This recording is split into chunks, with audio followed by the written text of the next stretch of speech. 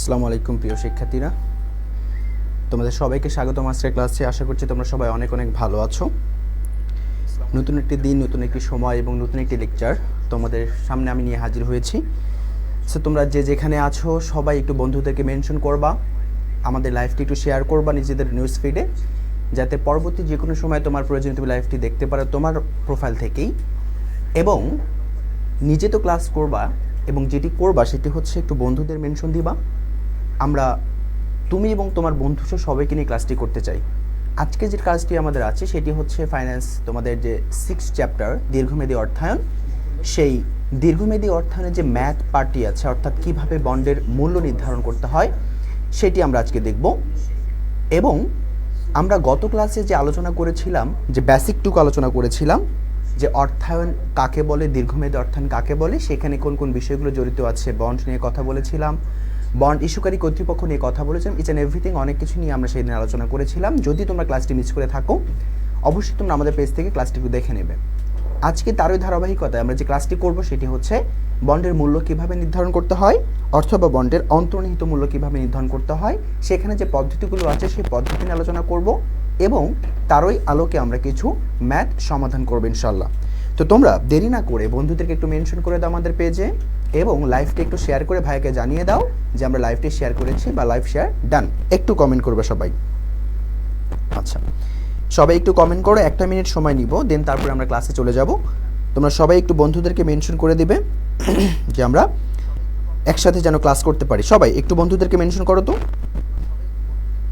আচ্ছা, আমরা আর অল্প কিছুক্ষণের মধ্যে ক্লাসটি শুরু করে দেবো ইনশাল্লাহ। তোমরা বন্ধুদেরকে একটু মেনশন করে জানিয়ে দাও যে আমাদের ফিনান্স ক্লাসটি শুরু হয়ে যাচ্ছে, সবাইকে একটু নিয়ে আসো, আমরা একসাথে ক্লাস করব। ঠিক আছে ভাইয়া?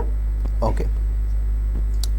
আচ্ছা, তো আমরা যদি প্রথমেই বলি যে আজকে আমাদের আলোচ্য বিষয় কি, আমরা অলরেডি বলেছি যে আমাদের আলোচ্য বিষয় আজকে কি। আমাদের আলোচ্য বিষয় হচ্ছে ভাইয়া যে দীর্ঘমেয়াদী অর্থায়ন। কি অর্থায়ন?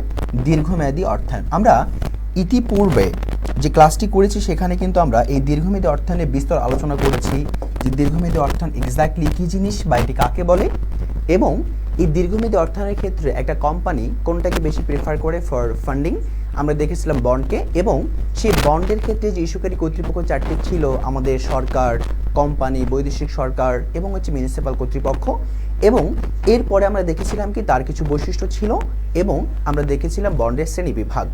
সো এই যে বিষয়গুলো আছে আমরা কেন জেনেছি ভাইয়া? কারণ আমরা বলেছিলাম আমাদের যদি ভিত্তি মজবুত থাকে, বেস যদি ঠিক থাকে, তাহলে সেখান থেকে যে কোনো ধরনের কোশ্চেনই কী করতে পারবো, আমরা কাভার করতে পারবো বা অ্যান্সার করতে সক্ষম থাকবো। এই জন্য আমরা ফার্স্ট চিন্তা করেছিলাম যে তোমাদেরকে কি করব, আমরা বেসিকটা ঠিক করে দিব, এবং তার পরবর্তী ক্লাসে আমরা কি করব, ম্যাথ করাবো ইনশাল্লাহ। তো সেই পরবর্তী ক্লাসে আজকে আমরা চলে এসেছি। তো আমরা আজকে যেটি করব সেটি হচ্ছে, দেখো, আচ্ছা ওকে, সো এবার একটু খেয়াল করে দেখো, আমরা প্রথমে আসলে দেখবো যে বন্ডের মূল্য নির্ধারণ, একটু বন্ডের মূল্য নির্ধারণ অথবা বন্ডের অন্তর্নিহিত মূল্য নির্ধারণ। আচ্ছা, ফার্স্ট অফ অল কথা হচ্ছে তোমার পরীক্ষায় যে প্রশ্নটি থাকবে সেই প্রশ্নে তোমাকে প্রথমত কি বলতে পারে ভাইয়া, বন্ডের মূল্য নির্ধারণ করো বা বন্ডের মূল্য কত হবে তা নির্ণয় করতে বলতে পারে। এখানে তোমাকে অন্তর্নিহিত মূল্য কত হবে তা নির্ধারণ করতে বলতে পারে, অথবা তোমাকে বলতে পারে যে আমাদের ইন্ট্রিনসিক ভ্যালু কত, ইন্ট্রিনসিক ভ্যালু কত।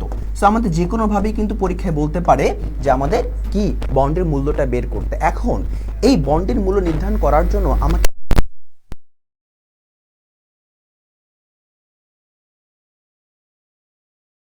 প্রয়োজন হবে, 3টি উপাদান প্রয়োজন হবে। এই 3টি উপাদান না থাকলে তুমি কখনোই কি করতে পারবা না, বন্ডের বা হচ্ছে ডিবেঞ্চার এটার মূল্য তুমি নির্ধারণ করতে পারবা না। সো ফার্স্ট অফ অল আমরা যেটি করব সেটি হচ্ছে আগে দেখবো যে সেই 3টি উপাদান কি, এবং সেই 3টি উপাদান বলতে এক্স্যাক্টলি আমরা কি বুঝি বা এখানে কি বোঝাচ্ছে। ওকে, এইটা জানার পরে আমরা কোথায় চলে যাব, ইনশাল্লাহ ম্যাথমেটিক্সে চলে যাব। তাহলে একটু খেয়াল করে দেখো, প্রথমে যদি আমরা বলি 1 নাম্বার কি আছে এখানে আমাদের জন্য, সেটা হচ্ছে নগদ প্রবাহ। দ্বিতীয় নাম্বার হচ্ছে সেই নগদ প্রবাহের আমার সময়কাল কতটুকু হবে সেটা জানতে হবে, এবং সর্বশেষ এখানে ঝুঁকি এবং প্রত্যাশিত আমাদের আয়ের হার কতটুকু আছে সেটা জানতে হবে। তাহলে কয়টি বিষয়? 3টি। এক, নগদ প্রবাহ, এবং সেই নগদ প্রবাহের সময়কাল, এবং তার পাশাপাশি আমাকে জানতে হবে ঝুঁকি এবং প্রত্যাশিত আয়ের হার। সো আমরা যদি একটু বলে রাখি, এখানে এই ঝুঁকি যেটি আছে এবং প্রত্যাশিত আয়ের হার যেটি আছে, এখানে আমরা একটি নাম পাবো হচ্ছে তোমার কি রেট, কুপন রেট নামে, এবং আরেকটিকে আমরা পাবো হচ্ছে তোমার ভাইয়া প্রয়োজনীয় আয়ের হার নামে। কি আয়ের হার? প্রয়োজনীয় আয়ের হার। আচ্ছা, এই যে প্রয়োজনীয় আয় হার আছে এটি ছাড়াও এটাকে আমরা প্রত্যাশিত আয়ের হার বলতে পারি, বাজার আয়ের হার বলতে পারি, বিক্রয় আয়ের হার বলতে পারি, উপার্জন আয়ের হার বলতে পারি। সো অনেক নামই আসলে এগুলো ডাকা যায় যেভাবে প্রশ্নে থাকবে। সো আমরা যদি বলি প্রশ্নে যদি আমরা কুপন রেটকে চিনতে পারি, সো বাকি যে পার্সেন্টেজ থাকবে সেটাই তাহলে কি হবে আমার, এটা হচ্ছে প্রয়োজনীয় আয়ের হার। সো সেটা যে নামেই থাকুক না কেন সেটাই হচ্ছে প্রয়োজনীয় আয়ের হার হিসেবে আমরা কাউন্ট করব। এবার একটু খেয়াল করে দেখো তো, আমরা প্রথমেই বললাম কি লাগবে, এখানে নগদ প্রবাহ লাগবে। কি লাগবে? নগদ প্রবাহ লাগবে। এই যে নগদ প্রবাহ লাগবে, এই নগদ প্রবাহ বলতে আসলে কি বোঝানো হয় একটু খেয়াল করি। যে কোনো সম্পত্তির মূল্য নির্ভর করে আসলে এটা হতে ভবিষ্যতে আমাদের নগদ প্রবাহ কতটুকু পাওয়া যাবে তার উপর। তাহলে কি বললাম, যে নগদ প্রবাহ মানে হচ্ছে যে কোনো সম্পত্তির মূল্য নির্ভর করে এটা হতে ভবিষ্যতে আমরা কতটুকু পরিমাণ ভাইয়া কি পাবো, নগদ প্রবাহ পাবো। এই যে নগদ প্রবাহ আছে তার উপর যদি ডিপেন্ড করে, এই নগদ প্রবাহ আবার কয়েক ধরনের হতে পারে। কি রকম? নাম্বার 1, নগদ প্রবাহ হতে পারে আমাদের বার্ষিক নগদ প্রবাহ। এখানে এসে আমরা বলতে পারি এটি আবার অর্ধবার্ষিক হতে পারে। বার্ষিকের পাশাপাশি আবার নগদ প্রবাহ কি হতে পারে আমাদের, অর্ধবার্ষিক হতে পারে। এই যে নগদ প্রবাহ আমাদের বার্ষিক হতে পারে, অর্ধবার্ষিক হতে পারে, এর উপর ডিপেন্ড করে আবার তোমার ম্যাথমেটিক্সের যে ফর্মুলাগুলো আছে সেগুলো কিন্তু কি হয়ে যাবে, পরিবর্তন হয়ে যাবে। এবার এইগুলো ছাড়াও আমাদের কি হতে পারে, মিশ্র নগদ প্রবাহ হতে পারে এবং আমাদের একক নগদ প্রবাহ হতে পারে।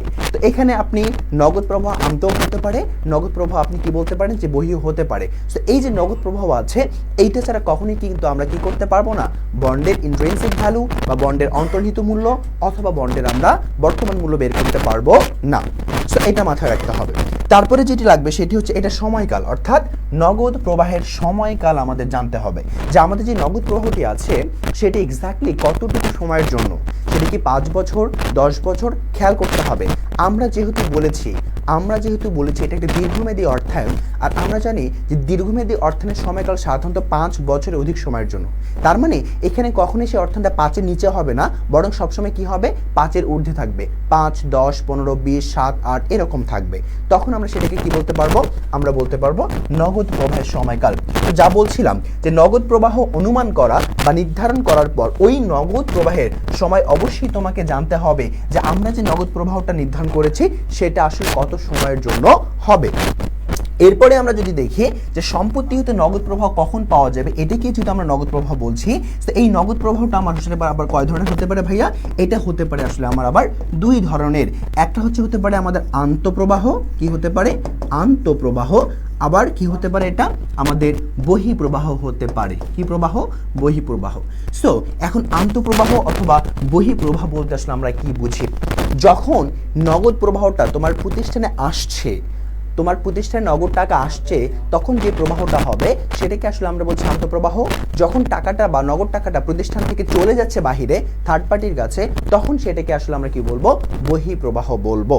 সো এই যে নগদ প্রবাহ আছে এবং তার সময়কাল আছে, আশা করি বিষয়টা তোমরা ক্লিয়ার হয়েছে। এবার থার্ড নাম্বার যে বিষয়টা আমাদের দরকার সেটি হচ্ছে কি, ঝুঁকি এবং মুনাফা। কি দরকার? ঝুঁকি এবং মুনাফা। আচ্ছা, তো ফার্স্ট অফ অল আমরা যদি একটু বলি ঝুঁকি বলতে আসলে কি বুঝি, আমরা ঝুঁকি বলতে বোঝানো হয় যে টোটাল একটা অনিশ্চয়তার যে অংশটুকুকে পরিমাপ করতে পারবো তাকে আসলে আমরা কি বলি ভাইয়া, ঝুঁকি বলি। আমি আবার বলছি যে অনিশ্চয়তার যে পরিমাপযোগ্য অংশ আমরা তাকে কি নামে ডাকি, আমরা তাকে হচ্ছে ঝুঁকি নামে ডেকে থাকি। আচ্ছা, এবার অপর দিকে আসো, আমরা যদি বলি প্রত্যাশিত আয়ের হার। প্রত্যাশিত আয়ের হার বলতে বোঝানো হচ্ছে এখানে যে তুমি যে জায়গায় ইনভেস্ট করেছো, যে জায়গা থেকে অর্থটা সংগ্রহ করেছো, সেখানে কত পার্সেন্ট রেটে তুমি কি করতে চাও, আর্ন করতে চাও, বা রেট অফ রিটার্ন কত পার্সেন্ট হবে, সেটাকে আসলে আমরা ডিনোট করছি প্রত্যাশিত আয়ের হার নামে, অথবা আমরা ডিনোট করছি সেটাকে বাজার আয় হার নামে, অথবা আমরা ডিনোট করছি সেটাকে কি নামে ভাইয়া, আমরা বলছি এটাকে প্রয়োজনীয় আয়ের হার নামে। অনেক সময় এটাকে আবার উপার্জন আয় নামেও ডাকে, মূলধন ব্যয় নামেও ডাকে। সো এখানে অনেক নামই ডাকা হতে পারে। আমরা ম্যাথমেটিক্সে যখন পড়বো তখন দেখবো যে কখন আসলে কিভাবে এটাকে আইডেন্টিফাই করতে হবে যে এক্স্যাক্টলি এইটাই আমার প্রয়োজনীয় আয়ের হার। ওকে, আচ্ছা, এবার একটু আমরা যদি খেয়াল করি, দেখো যে কোনো নগদ প্রবাহের সাথে জড়িত ঝুঁকির মাত্রা এর মূল্যকে কি করে আমাদের প্রভাবিত করে। আচ্ছা, নগদ প্রবাহ আমরা বলেছি দুই ধরনের হয়, একটা আন্তঃপ্রবাহ, একটা বহিঃপ্রবাহ। এই যে দুই ধরনের আন্তঃপ্রবাহ এবং নগদ আমাদের হচ্ছে বহিঃপ্রবাহ আছে, সেই বহিঃপ্রবাহের সাথে যে ঝুঁকির মাত্রাটা আমাদের জড়িত থাকে সেটা কিন্তু আবার কি করে আমাদের এই বন্ডের মূল্যকে প্রভাবিত করে।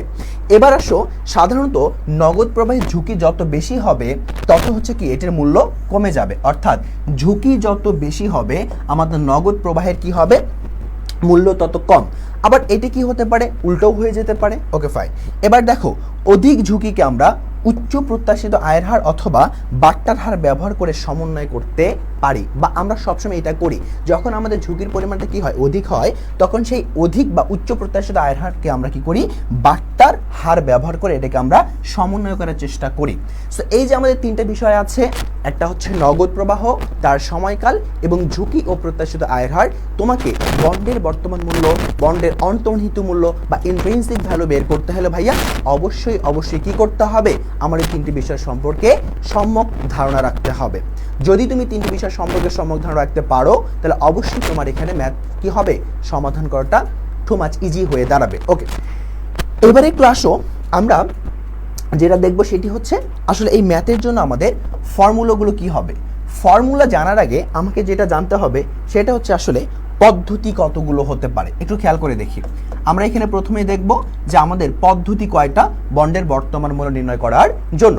সো বন্ডের বর্তমান মূল্য অথবা বন্ডের অন্তর্নিহিত মূল্য বা ইন্ট্রিনসিক ভ্যালু বের করার জন্য আমাদের টোটাল তিনটা পদ্ধতি আছে। কয়টা? তিনটা। এক নম্বর পদ্ধতি হচ্ছে আমাদের পরিশোধযোগ্য পদ্ধতি। কি পদ্ধতি? পরিশোধযোগ্য পদ্ধতি। আচ্ছা, পরিশোধযোগ্য পদ্ধতি। এই যে পরিশোধযোগ্য পদ্ধতি আছে, আমরা এটাকে আবার কি বলতে পারি, আমরা এটাকে অনেক সময় মেয়াদি বলতে পারি, অথবা আমরা অনেক সময় এটাকে বলতে পারি হচ্ছে মেয়াদ ভিত্তিক। কি বলতে পারি? মেয়াদ ভিত্তিক। আচ্ছা, সো এইটা একটি পদ্ধতি আমাদের জন্য হচ্ছে। দ্বিতীয় নম্বর যে পদ্ধতি আছে সেটি হচ্ছে আমাদের জন্য অপরিশোধযোগ্য। কি? অপরিশোধযোগ্য। পাশাপাশি এটা আরেকটি নাম আছে, সেটি হচ্ছে আমাদের চিরস্থায়ী বন্ড। কি বন্ড? চিরস্থায়ী বন্ড। আচ্ছা, তিন নাম্বার যেটি আমাদের জন্য আছে সেটি হচ্ছে ভাইয়া কি, জিরো কুপন বন্ড। সাধারণত আমরা এই যে তিনটা জিরো কুপন বন্ড, এই তিনটা যে পদ্ধতি আছে, এই তিনটা পদ্ধতির মধ্য দিয়ে আমরা কি করে থাকি, আমরা একটি বন্ডের অন্তর্নিহিত মূল্য বা বর্তমান মূল্যকে বের করে থাকি। এবার আমার প্রশ্নে সমস্যাটা কোথায় এক্স্যাক্টলি? সমস্যাটা হচ্ছে প্রশ্নে কখনো সরাসরি বলে দেয় যে এটি আমাদের ম্যাথ ভিত্তিক বন্ডের মূল্য দ্বারা করতে হবে বা ম্যাথ ভিত্তিক পদ্ধতি ব্যবহার করে করতে হবে। আবার অনেক সময় কি করে ভাইয়া, এটা বলে দেয় না যে আসলে আমি এক্স্যাক্টলি কোন পদ্ধতির দ্বারা ম্যাথটা করব। সো এই জন্য আমাকে ফার্স্ট অফ অল জানতে হবে যে ম্যাথ দেখে আমি কিভাবে চিনবো যে এটি আমার কোন ফর্মুলা বা কোন পদ্ধতিতে যাচ্ছে। আমরা যদি এটি জানতে পারি তাহলে আমাদের জন্য কিন্তু কোয়াইট ইজি হয়ে যাবে তোমার ম্যাথ সলভ করাটা। ঠিক আছে? সো ফার্স্ট অফ অল আমরা একটি একটি করে পদ্ধতি জানার চেষ্টা করব যে এখানে ফর্মুলাগুলো কি হতে পারে, এবং যদি প্রশ্ন আমাকে বলে না দেয় যে এই পদ্ধতি নিয়ে আপনি কি করেন, ম্যাথ করেন, তখন আমি কিভাবে বুঝবো যে এটা কোন পদ্ধতিতে আমরা ম্যাথ করব বা কোন সূত্র ইউজ করে এক্স্যাক্টলি আমরা এখানে সমাধান করার চেষ্টা করব। সো চলো দেরি না করে আমরা প্রথমেই যেটা দেখব সেটি হচ্ছে আমাদের জন্য কি থাকবে, আমাদের জন্য থাকবে এক নম্বরে হচ্ছে পরিশোধযোগ্য বন্ড। কি বন্ড? পরিশোধযোগ্য বন্ড বা রিডিমশন বন্ড। ওকে, পরিশোধযোগ্য বন্ড। আচ্ছা, অথবা কি বলেছিলাম, এটা আরেকটা নাম কি হতে পারে, এটির আরেকটি নাম হতে পারে আমাদের কি ভাইয়া, পরিশোধযোগ্য বন্ড অথবা ম্যাথ ভিত্তিক বন্ড। কি বন্ড? ম্যাথ ভিত্তিক বন্ড। আচ্ছা, ম্যাথ ভিত্তিক বন্ড। ফার্স্ট কথা হচ্ছে আমরা একটু জানার চেষ্টা করব এই পরিশোধযোগ্য বন্ড অথবা ম্যাথ ভিত্তিক বন্ডটাকে চেনার উপায়। এটাকে কিভাবে আমরা চিনব যে এটা পরিশোধযোগ্য বন্ড অথবা ম্যাথ ভিত্তিক বন্ড। আচ্ছা, তো ফার্স্ট অফ অল তোমরা যেটা করতে পারো সেটি হচ্ছে লিখে নিতে পারো চেনার উপায়, যে এক্স্যাক্টলি কিভাবে আসলে আমরা চিনব যে এটি পরিশোধযোগ্য বন্ড অথবা হচ্ছে আমাদের ম্যাথ ভিত্তিক বন্ড বা মেয়াদি বন্ড। আমরা এক কথায় লিখে রাখবো যে হচ্ছে প্রয়োজনীয় সব কিছু উল্লেখ থাকবে। কি থাকবে ভাইয়া? প্রয়োজনীয় সব উল্লেখ থাকবে, সব উল্লেখ থাকবে। আচ্ছা, এখন তোমরা প্রশ্ন করতে পারো যে ভাইয়া প্রয়োজনীয় সব মানে আসলে কি? আমরা যদি প্রয়োজনীয় সব জানতাম তাহলে তো আপনার ক্লাস করতাম না। ওকে, সো আমরা এখন বলবো যে প্রয়োজনীয় সব বলতে আসলে আমরা এক্স্যাক্টলি এখানে কি বোঝাচ্ছি। ওকে, তো আমরা সবসময় যেটা বলার চেষ্টা করি যে ফার্স্ট অফ অল এখানে আমরা মাথায় রাখবো এটা যেহেতু আমাদের ম্যাথ ভিত্তিক বন্ড, তার মানে কি থাকবে অবশ্যই ভাইয়া, এখানে আমাদের ম্যাথ থাকবে। কি থাকবে? ম্যাথ থাকবে। এখন সমস্যা হচ্ছে আমি যদি শুধু বলি এখানে ম্যাথ থাকলে সেটা ম্যাথ ভিত্তিক বন্ড হবে, এটা কিন্তু আবার হচ্ছে না। কেন হচ্ছে না?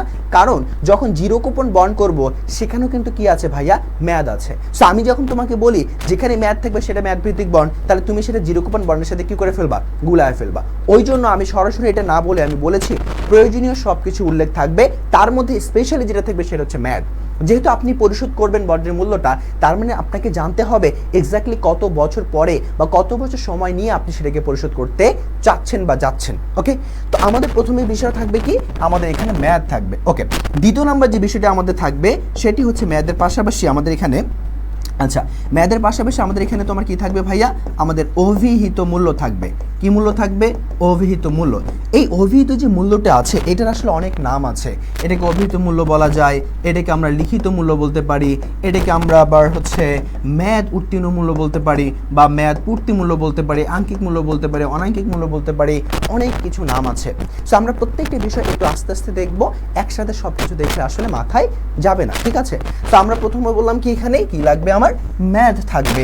দ্বিতীয়ত লাগবে অভিহিত মূল্য, বলো লিখিত মূল্য বলতে পারো, অথবা ম্যাথ পড়তে ম্যাথ উত্তীর্ণ, আঙ্কিক অনাঙ্কিক অনেক মূল্যই হতে পারে। আচ্ছা, তারপরে কি থাকবে এখানে, তারপর থাকবে ওই যে ভাইয়া বলেছিলাম যে আমাদের প্রয়োজনীয় সুদের হার লাগবে। কি লাগবে? প্রয়োজনীয় সুদের হার লাগবে, অথবা বাজার আয়ের হার লাগবে, অথবা প্রত্যাশিত আয়ের হার লাগবে। ঠিক আছে, প্রত্যাশিত আয়ের হার, বাজার আয়ের হার, সুদ একই কথা। ঠিক আছে, তারপরে যেটি লাগবে সেটি হচ্ছে আমাদের কুপন রেট। কি থাকতে হবে? Coupon rate. তার মানে একটু খেয়াল করো তো, এই যে বন্ডের মূল্য আছে, এই বন্ডের মূল্য বের করার যে সূত্রগুলো আমরা পড়ি সেখানে এগুলো ছাড়া কখনই আমরা বের করতে পারি? এগুলোর কিছু কিছু জিনিস আমাদের কোনো কোনো সূত্রে থাকে না, তার উপর বেসিস করে আমাদের পদ্ধতি পরিবর্তন হয়ে যায়। কিন্তু পুরো অধ্যায়ে আমাদের কিন্তু এইগুলো বিষয় নিয়ে কি করা হয়েছে, আলোচনা করা হয়েছে। এই জন্য আমরা বলেছি যখন এই যে প্রয়োজনীয় সব আমাদের থাকবে তখন আসলে আমরা বলবো এটা কি বন্ড, এটাকে আমরা বলবো হচ্ছে ম্যাথ ভিত্তিক বন্ড। কি বন্ড বলবো ভাইয়া? ম্যাথ ভিত্তিক বন্ড। আচ্ছা, তাহলে আমরা আরেকবার একটু বলি যে চেনার উপায়টা কি। যেখানে আমার কি থাকবে, ম্যাথ থাকবে মানে এন থাকবে, যেখানে আমার কি থাকবে, অভিহিত মূল্য থাকবে মানে এমভি থাকবে, এমভি মানে ম্যাচুরিটি ভ্যালু। তারপরে যেটা থাকবে সেটা হচ্ছে প্রয়োজনীয় আয়ের হার মানে হচ্ছে কেডি থাকবে, আরেকটা থাকবে হচ্ছে আমাদের কুপন রেট। কি রেট? Coupon rate. আচ্ছা, এবার যে বিষয়টা আছে সেটা হচ্ছে আমাদের সূত্র। আচ্ছা, আমরা এখানে আসলে সূত্র কি লিখবো? ওকে, খেয়াল করে দেখো একটু। আমরা যদি একটু বলি যে এখানে আমাদের সূত্র কি হতে পারে, প্রথমে আমরা যেটি একটু চিন্তা করব যে সূত্রটাকে আসলে আমরা কয় ভাগে দেখতে পারি। দেখেন, আমরা বলেছিলাম যে বার্ষিক নগদ প্রবাহ আসলে আমাদের কি হতে পারে, বার্ষিকও হতে পারে, আবার সাথে সাথে সেটা অর্ধবার্ষিকও হতে পারে। তো এই যে আমাদের বার্ষিক হতে পারে আবার অর্ধবার্ষিক হতে পারে, এর উপর ডিপেন্ড করে সূত্র পরিবর্তন হয়, ফর্মুলা পরিবর্তন হয়, এটা কিন্তু অলরেডি আমি বলে ফেলেছি। তো সেই পরিবর্তনটা এক্স্যাক্টলি কোথায় হচ্ছে আমরা সেটা একটু দেখবো, এবং তারপরে প্রত্যেকটা সূত্রে যে আমাদের কম্পোনেন্টসগুলো আছে সেগুলো মানে আসলে আমরা কি বুঝি বা কি বোঝায় সেটা একটু জানার চেষ্টা করবো at a glance. Okay, first যে কথাটি থাকবে, এক নাম্বার কথা আমরা বলবো সুদ যখন কি হবে ভাইয়া, সুদ যখন আমাদের বার্ষিক, ঠিক আছে, সুদ যখন বার্ষিক ভিত্তিতে প্রদান করা হবে তখন আমাদের আসলে এখানে আমাদের বন্ডের মূল্যটাকে কিভাবে আমরা বের করব বা কোন সূত্রের মাধ্যমে আমরা বের করব। আচ্ছা, বন্ডের যে মূল্যটি আছে সেই বন্ডের মূল্যকে আমরা কি বলি, ভিবি। ভিবি মানে কি ভাইয়া? ভিবি মানে হচ্ছে আমাদের valuation of bond, valuation of bond, অথবা তুমি ভ্যালু অফ বন্ডও বলতে পারো। ঠিক আছে, ভ্যালুয়েশন অফ দ্য বন্ড, অথবা তুমি কি বলতে পারো, ভ্যালু অফ বন্ড, যে কোনো কিছু বলতে পারো। সো আমরা এটাকে বলতে পারি হচ্ছে ভিবি মানে হচ্ছে বন্ডের কি বর্তমান মূল্য। যখন আমাদের সুদটা বার্ষিক হবে তখন আমরা সূত্র যেটা লিখবো সেটা হচ্ছে আমাদের I into 1 minus 1 divided by 1 plus 1 divided by 1 plus KD to the power n divided by KD bracket close plus MV divided by 1 plus KD to the power n. ওকে, যখন আমাদের কি হবে, যখন আমাদের সুদটা বার্ষিক হবে তখন আমাদের ম্যাথ ভিত্তিক বন্ডের ক্ষেত্রে যখন আমরা বন্ডের বর্তমান মূল্য বের করতে যাব তখন আমরা যে সূত্রটা লিখব সেটি হচ্ছে ভিভি অথবা valuation of bond is equal two I into 1 minus 1 divided by 1 plus KD to the power n divided by KD plus MV divided by 1 plus KD to the power n। এই যে সূত্রটি আছে এটা আমরা এখন বুঝলাম। দ্বিতীয় নাম্বারে যখন আমরা লিখব যে এবার কি হতে পারে, সুদ বার্ষিক না, সুদ কি হবে, অর্ধবার্ষিক হবে। কি হবে, অর্ধবার্ষিক হবে। আচ্ছা একটু খেয়াল করে দেখো, তুমি যেহেতু বার্ষিকের সূত্র পেরেছো, তুমি যেহেতু ভাইয়া বার্ষিকের সূত্র পেরেছো, অর্ধবার্ষিকের সূত্র তোমার জন্য পারা খুব একটা কঠিন কাজ হবে না। আমি বলছি কঠিন হবে না। দেখো আমরা যখন বার্ষিক থেকে অর্ধবার্ষিকে যাব, আমরা কোথায় পরিবর্তন করছি, সুদে পরিবর্তন করছি। আচ্ছা সুদ তখন বার্ষিক আর অর্ধবার্ষিক, তার মানে প্রথম কাজ যেটা সেটা হচ্ছে এই সুদটাকে তোমার কি করতে হবে, অর্ধেকে নামাইতে হবে। আচ্ছা এবার আমি তোমাকে বলি, আমরা যখন অর্থের সময়মূল্য অধ্যায়টাতে আমরা কম্পাউন্ডিং পড়েছিলাম, সেই কম্পাউন্ডিং এর ক্ষেত্রে আমরা খেয়াল করেছিলাম যে সুদ যখন অর্ধবার্ষিক হয় তখন এম এর মান কত হয় ভাইয়া, 2 হয়। কিসের মান আসে, একটা এম এর মান চলে আসে। অর্থাৎ অর্ধবার্ষিকের ক্ষেত্রে তুমি সবসময় জানো এম এর মান কি হবে, 2 হবে। এরকমভাবে অর্ধবার্ষিক, ত্রৈমাসিক, তারপর হচ্ছে ষান্মাসিক, পাক্ষিক, সাপ্তাহিক, দৈনিক, এগুলো আমরা শিখে এসেছি। ওকে, এখন খেয়াল করে দেখো আমরা শুধু পরিবর্তন কোথায় করব, পরিবর্তন করব শুধু দুটা জায়গায়। একটা হচ্ছে কেডিতে পরিবর্তন করব, আর একটা করব আমরা হচ্ছে তোমার এন এর জায়গায় পরিবর্তন করব। আর যে বার্ষিক সুদ যে আইটা আছে এটা তো অলরেডি পরিবর্তন হয়েই যাবে, ঠিক আছে। তাহলে এই একটা জায়গা বাদ দিয়ে আমরা এই দুটো জায়গাতে কি করব, আরো পরিবর্তন করব। এই দুটো জায়গায় যখন পরিবর্তন করতে যাব, খেয়াল করবা কেডির সাথে সবসময় এম এর সম্পর্ক থাকবে হচ্ছে আমার কোন আকারে, এবং এন এর সাথে সবসময় এই সম্পর্ক কোন আকারে থাকবে সেটা আমরা বের করলে বুঝতে পারবো। কেডি এই প্রয়োজনীয় আয়ের হারের সাথে সবসময় এম এর সম্পর্ক থাকবে হচ্ছে আমাদের ভাগ আকারে। কি আকারে থাকবে, ভাগ। তার মানে যেখানে যেখানে কেডি থাকবে সেখানে সেখানে তুমি কি করবা, এম দ্বারা ভাগ করে দিবা। আর এন এর সাথে যেটা থাকবে এম এর সম্পর্ক হচ্ছে গুণ আকারে, অর্থাৎ যেখানে যেখানে তুমি এন পাবা সূত্রে সেখানে সেখানে কি করবা, এন এর সাথে এমটাকে মাল্টিপ্লাই করে দিবা, অর্থাৎ গুণ করে দিতে হবে। আচ্ছা একটু খেয়াল করে দেখি তাহলে সূত্রটা কিরকম হবে। আমরা যদি বলি V V is equal two, এটা মানে হচ্ছে বার্ষিক সুদের হার। যদি সুদটাকে আমরা অর্ধবার্ষিকে নিয়ে আসলাম, তাহলে আমরা যদি এটাকে 2 দ্বারা ভাগ করে দেই তাহলে সুদটা বার্ষিক থেকে কোথায় চলে আসছে, অর্ধবার্ষিকে চলে আসছে। আচ্ছা ইনটু কি করব, 1 minus 1 divided by 1 plus KD পেয়েছি না, একটু বলো তো কেডি পেয়েছি কিনা। কেডি যেহেতু পেলাম তাহলে কেডির সাথে কি সম্পর্ক বলেছি, কেডির সাথে সম্পর্ক বলেছি ভাগের সম্পর্ক। তাহলে এখানে আমরা কি করে দিব, এমটাকে ভাগ করে দিব। আচ্ছা ব্র্যাকেট ক্লোজ করলাম, এন আছে। এবার বলো তো এন এর সাথে এম এর সম্পর্ক কি, গুণ আকারে। তাহলে কি করে দিব, এখানে আমরা গুণ করে দিব। আচ্ছা তারপরে সূত্র যে কি করতে হবে, ভাগ করতে হবে কেডি। তাহলে আবার আমরা কেডি পেয়েছি, তাহলে আবার যেহেতু কেডি পেয়েছি, ভাইয়া বলেছিল যেখানে যেখানে কেডি পাবো সেখানে এম কে ভাগ করব, যেখানে যেখানে আমরা এন পাবো সেখানে গুণ করব। তাহলে অবভিয়াসলি এখানেও কি করতে হবে, এম কে আমরা ভাগ করে দিব। আচ্ছা এটা গেল। এবার এটা ক্লোজ করার পরে আমার পরবর্তী part plus M V divided by 1 plus কি থাকবে, আমাদের এখানে থাকবে হচ্ছে 1 প্লাস কেডি, আবারও কেডি। আবার যখন কেডি আসবে তাহলে সেটা কি করবো, আমরা এম দ্বারা ভাগ করে দিব। ব্র্যাকেট ক্লোজ করার পরে যখন আমরা কোথায় চলে যাব, আমরা এন চলে যাব। এই এন এর ক্ষেত্রে আবার কি হবে, এটাকে আমরা মাল্টিপ্লাই করে দেব, মানে এন এম হয়ে যাবে। ঠিক আছে, খেয়াল করে দেখো তো এই যে সূত্রটা আছে আমাদের বার্ষিকে, কোথায় কোথায় পরিবর্তন করলাম। শুধু আমরা বার্ষিকের ক্ষেত্রে আমরা আইকে আই রেখেছিলাম, অর্ধবার্ষিক আই ডিভাইডেড বাই 2 করে দিয়েছি। ওকে, তারপরে আমরা কি শিখেছি, যেইখানে যেখানে কি থাকবে আমাদের, যেইখানে যেখানে কেডি থাকবে সেখানে এম দ্বারা ভাগ করব, যেইখানে যেখানে এন থাকবে সেখানে আমরা কি করব, এম কে এন এর সাথে মাল্টিপ্লাই করে দিব। তাহলে সেটা কি হয়ে যাবে, আমাদের বার্ষিকের সূত্র থেকে ভাইয়া অর্ধবার্ষিকের সূত্রে পরিণত হয়ে যাবে। একটু বলো তো যে আমরা বুঝতে পেরেছি কিনা বিষয়টা, একটু আমরা বলি, একটু জানাই ভাইকে যে আমরা বিষয়টা বুঝতে পেরেছি কিনা। ওকে আচ্ছা, যদি বুঝতে পারি তাহলে একটু ভাইকে জানিয়ে দিব যে আমরা আসলে বিষয়টাকে বুঝতে পেরেছি। ওকে, একটু খেয়াল করে দেখো। এবার একটু খেয়াল করে দেখো, আমরা যদি পরবর্তীতে যাই, পরবর্তী কি আছে আমাদের জন্য, পরবর্তী আমাদের জন্য যেটি আছে সেটি হচ্ছে 2 নাম্বার যে মেথড। কি মেথড আছে ভাইয়া, আমরা বলেছিলাম 2 নাম্বারে আমাদের জন্য থাকবে সেটি হচ্ছে অপরিশোধযোগ্য অথবা চিরস্থায়ী বন্ড। কি থাকবে, অপরিশোধযোগ্য অথবা চিরস্থায়ী বন্ড। আচ্ছা, অপরিশোধযোগ্য অথবা আমরা বলতে পারি চিরস্থায়ী বন্ড। আচ্ছা, তো এই যে অপরিশোধিত অথবা চিরস্থায়ী বন্ড আছে, একটু খেয়াল করে দেখো তো আমরা কিভাবে আসলে প্রশ্নে না বলা থাকলেও আমরা কিভাবে চিনতে পারি। তো প্রথমত আমরা কি করব, আমরা অ্যাজ ইউজুয়াল আমরা প্রথমে চেনার উপায়টাকে একটু খুঁজে বের করার চেষ্টা করব যে আমরা কিভাবে আসলে চিনতে পারি যে এটা কোন সূত্রে অ্যাপ্লাই হবে, চিরস্থায়ী সূত্রে অ্যাপ্লাই হবে। একটু খেয়াল করি, আমরা বলেছি অপরিশোধযোগ্য মানে কি আমরা পরিশোধ করব না, চিরস্থায়ী মানে সারা জীবনের জন্য আমি কি করব না, এটাকে পরিশোধ করব না, তাহলে ভাইয়া বলো তো সেখানে কি মেয়াদকাল উল্লেখ দরকার আছে আমার? নাই। যেহেতু আমরা এটাকে পরিশোধ করছি না, যেহেতু এটাকে চিরস্থায়ী বলছি, চিরদিনের জন্য অপরিশোধিত থেকে যাবে, তার মানে কি থাকবে না ভাইয়া, এখানে এন অবলিক মেয়াদকাল উল্লেখ থাকবে না, এছাড়া বাকি সবই থাকবে, মেয়াদকাল থাকবে না। যদি আমাদের কোনো প্রশ্নে শুধু এন না থেকে বাকি সব কিছু থাকে, শুধু মেয়াদকাল বা নাম্বার অফ ইয়ার্স না থেকে বাকি সকল কিছু থাকে উল্লেখ, তখন সেটা হয়ে যাবে কি আমাদের জন্য, সেটি হয়ে যাবে আমাদের জন্য হচ্ছে এই যে অপরিশোধযোগ্য অথবা চিরস্থায়ী বন্ড।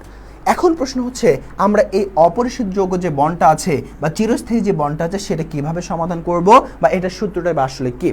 তো আসো আমরা প্রথমে যদি বলি এটা সূত্র কি, খেয়াল করে দেখো, আমরা একটু আগে আমরা যে সূত্রটা পড়েছিলাম এটা হচ্ছে ছিল আমাদের কি ভাইয়া, পরিশোধযোগ্য বন্ডের। এইটা যে প্রথম অংশটুকু আছে আয় বার্ষিক সুদ, এটি দিয়েই আসলে আমরা দ্বিতীয় সূত্রটাকে মেক করতে পারি।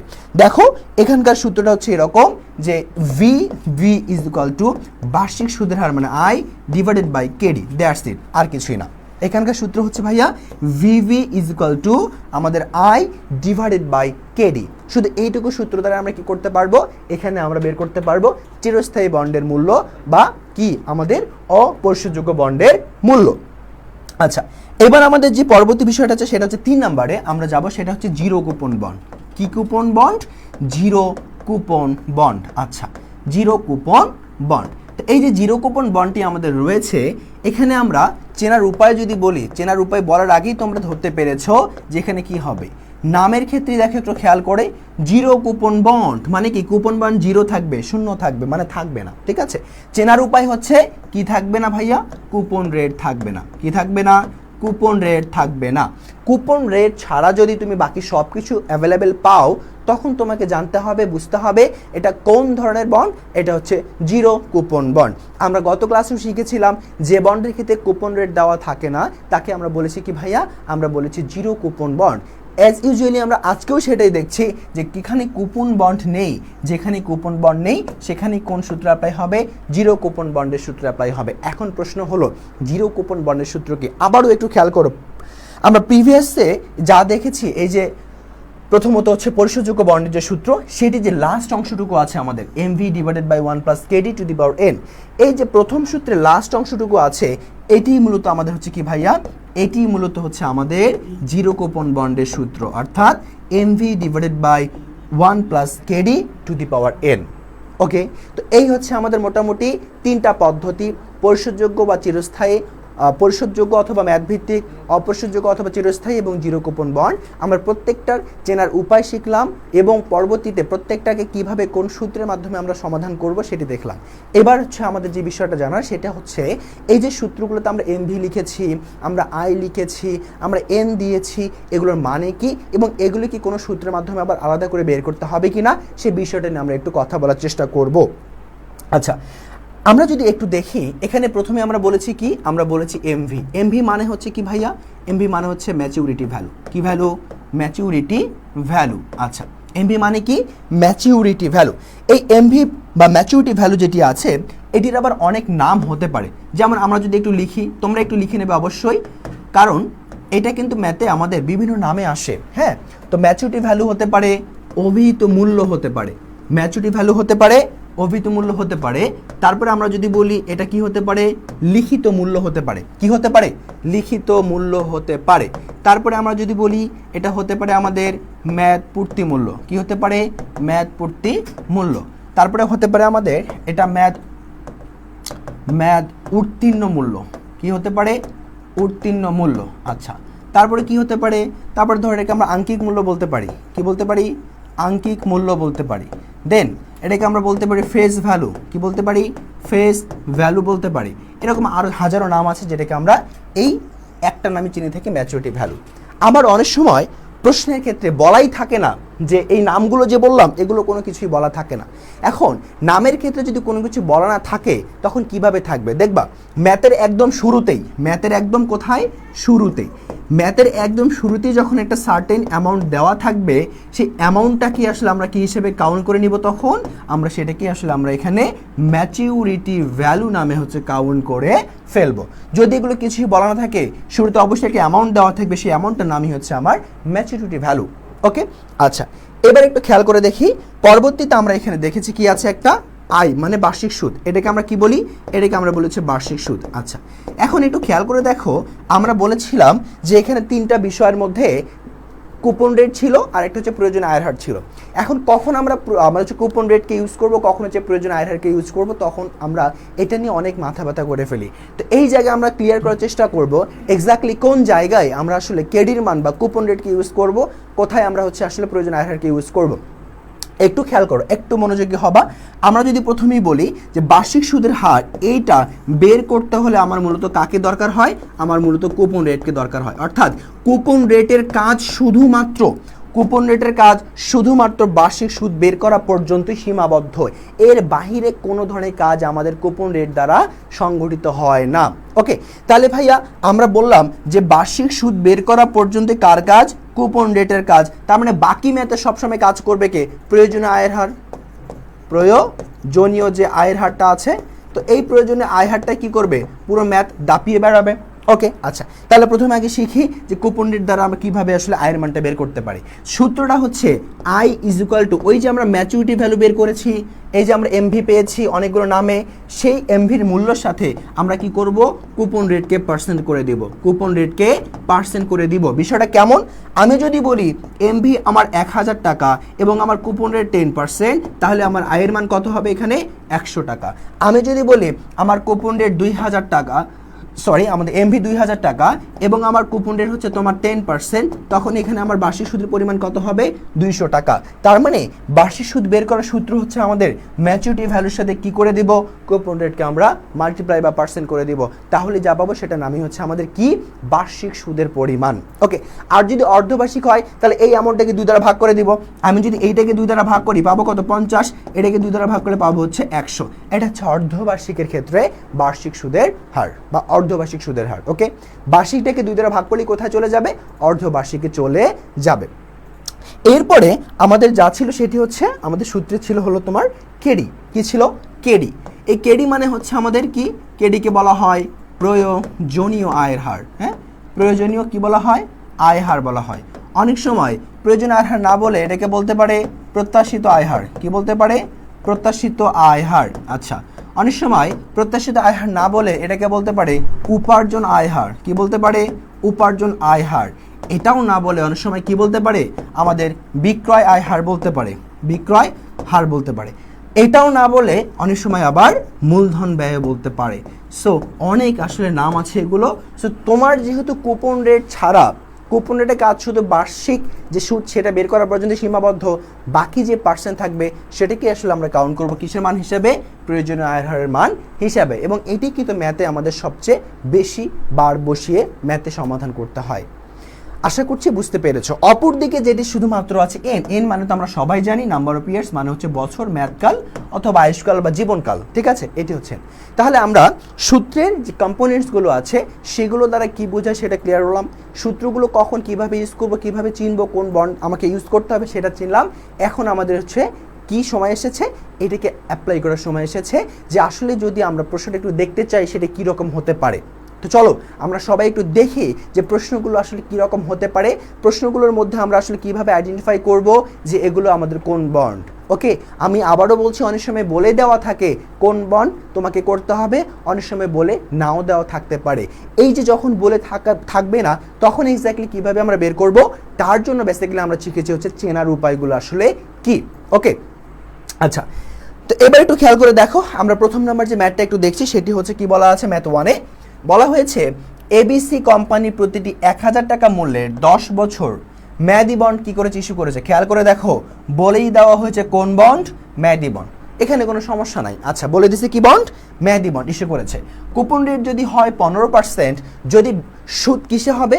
বার্ষিক ভিত্তিতে প্রদান করা হয়, এবং প্রয়োজনীয় আয় হার যদি 10% হয় তাহলে বন্ডের মূল্য কত হবে? ওকে, ফাইন। একটু খেয়াল করো, এই যে প্রশ্নটা আছে এটাকে একটু অ্যানালাইসিস যদি আমরা করি। প্রথমত কি দেওয়া আছে ভাইয়া? প্রথমত এমভির মান দেওয়া আছে, ম্যাচুরিটি ভ্যালু লিখিত মূল্য আকারে। তারপরে নাম্বার অফ ইয়ার্স দেওয়া আছে, মানে এন দেওয়া আছে। বলে দেওয়া আছে মেয়াদি বন্ড। ওকে, ডান। তারপরে কুপন রেট দেওয়া আছে যেটা আমাদের কি মান বের করতে সহযোগিতা করবে? আয়ের মান বা বার্ষিক সুদের হার বের করতে সহযোগিতা করবে। তারপরে আমাদের এখানে কেডির মান দেওয়া আছে, কিসের মান? কেডি। একটু খেয়াল করে দেখো তো, আমাকে যদি এটি মেয়াদি বন্ড বলে নাও দিত, এখানে আমার প্রয়োজনীয় এমভি, এন, আই, কেডি সব আছে না? তা আমরা কি বলেছিলাম? প্রয়োজনীয় সব হার থাকা মানে কি? আমার এটা কোন বন্ড? ম্যাথ ভিত্তিক বন্ড বা পরিশোধযোগ্য বন্ড। যদি না বলে থাকতো আমরা এভাবে তখন কি করতাম? আইডেন্টিফাই করতাম। ওকে, এখন যেহেতু বলা আছে তার মানে আমার জন্য আর কি হয়ে গেল? Quite easy. আচ্ছা, এবার একটু খেয়াল করে দেখো তো, এই যে ম্যাথটা আছে আমরা বলেছিলাম ম্যাথ ভিত্তিক বন্ডের ক্ষেত্রে অথবা পরিশোধযোগ্য বন্ডের ক্ষেত্রে সূত্র দুইটা হয়। একটা হয় ভাইয়া কি বার্ষিক সুদের উপর ডিপেন্ড করে, আর একটা হয় অর্ধবার্ষিক সুদের উপর ডিপেন্ড করে। কি কি? বার্ষিক, অর্ধবার্ষিক। প্রশ্নে দেখো বলে দিয়েছে কি হবে? সুদটা বার্ষিক ভিত্তিতে হবে, তার মানে আমাকে সূত্র যেটা বার্ষিক ভিত্তিতে সেটাই ফলো করতে হবে। এখন কথা হচ্ছে তোমাদের অনেকের থাকতে পারে যে প্রশ্নে যদি বলে না দেয় আমরা কোন সুদের ভিত্তিতে করব? ভাইয়া প্রশ্নে যদি বলা না থাকে অ্যাকচুয়ালি আমরা কোন সুদের ভিত্তিতে অ্যান্সার করব বা সূত্র বসাবো, তখন তুমি সব সময়ের জন্য মনে রাখবা আমাকে বার্ষিক সুদ ভিত্তিতেই কি করতে হবে? ম্যাথ করতে হবে। যদি বলে না দেয় বার্ষিক, বলে দিলে যা বলবে সেই ডিরেকশন তুমি মেনটেন করে কি করবা? ম্যাথ সমাধান করবা। আশা করি ক্লিয়ার হয়েছে। ওকে, এবার একটু খেয়াল করো, আমরা যদি একটু ম্যাথে যাই, আমরা ম্যাথটাকে একটু সমাধান করার চেষ্টা করছি। আচ্ছা, তো ম্যাথের সমাধান যখন আমরা করব তখন দেখো প্রথমে আমরা যদি আসি, আচ্ছা স্লাইড কি হারিয়ে গেল?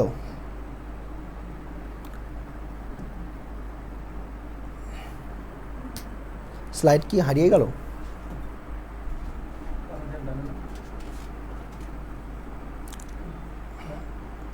ম্যাথ 1 এর স্লাইড কই?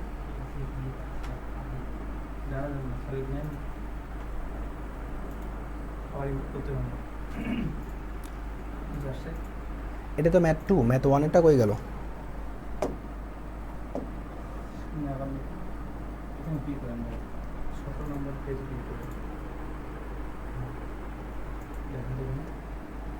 এখানে এই যে ম্যাথ 1 এটা চলে গেছে।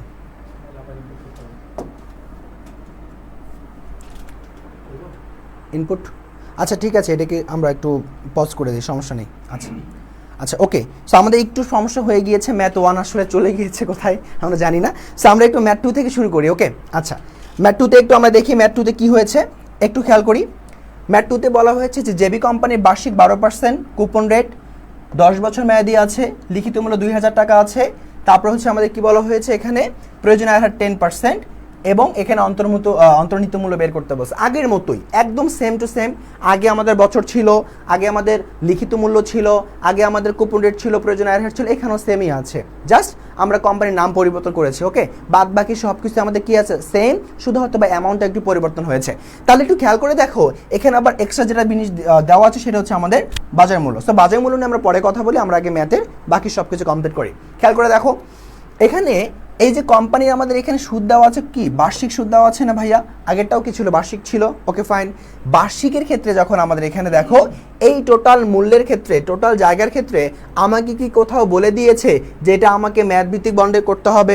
আমাকে কিন্তু কোথাও এটা বলে দেয় নাই, বা আমি দেখতে পাচ্ছি না। ওকে, তোমরা কি দেখতে পাচ্ছ?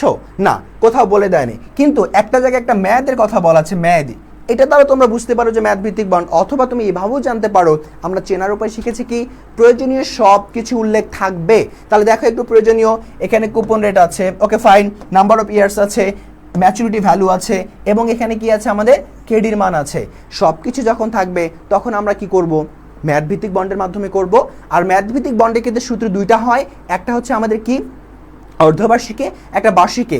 এখানে যে সুদ বার্ষিকের কথা বলে দিয়েছে, তো আমরা কোন সূত্র ফলো করব? আমরা বার্ষিকের সূত্র ফলো করব। সো বার্ষিকের সূত্র কি? আমরা জানি যে VV is equal to I into 1 minus 1 divided by 1 plus KD to the power N divided by KD, তারপর হচ্ছে plus MV divided by 1 plus KD to the power N. এই সূত্র আমরা পড়েছি, বলো তো আমরা এই সূত্রে পড়েছি না? আচ্ছা, তা আমরা এই যে সূত্রটা পড়লাম, এই সূত্র আমরা পড়েছি, আমরা এইটা এখন কি করব? অ্যাপ্লাই করব যে কিভাবে এটাকে আমরা সমাধান করতে পারি।